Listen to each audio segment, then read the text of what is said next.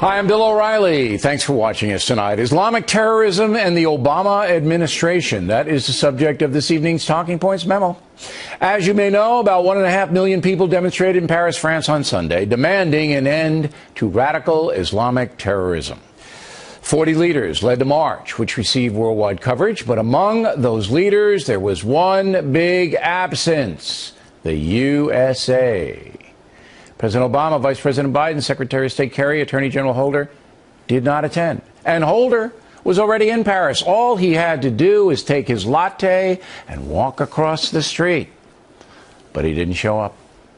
The outcry has been fierce. I was ashamed. I mean, how could Obama do this? Not only not go himself, but forbid our other top officials from going. I mean, there is simply no excuse for it. Looks like a missed opportunity for the president to show a powerful symbolic display of unity with the world against terrorism. I would add, and I don't mean this as a criticism of the Obama administration, but just as an American, I do wish that we were better represented in this beautiful procession of world leaders. Today, White House spokesman Josh Earnest admitted the administration made a mistake. But come on. It's not just a mistake. There's a pattern of behavior here. From the very beginning of his tenure, President Obama has been reluctant to declare war on the jihad. Even after the Prime Minister of France said his nation is now at war, the Obama administration would not do so. The French Prime Minister this morning declared that France is at war with radical Islam. Would you say the United States is at war with radical Islam? Well, I would say that we are at war with terrorists who commit these heinous acts and who use Islam. They use a corrupted version of Islam to justify their actions. Once again, Holder saying we are at war with terrorists, but not Islamic jihadists. The Obama administration simply will not say it. But why? Why? Well, there is a reason. Part of the left-wing philosophy is that America is partially responsible for Islamic terrorism.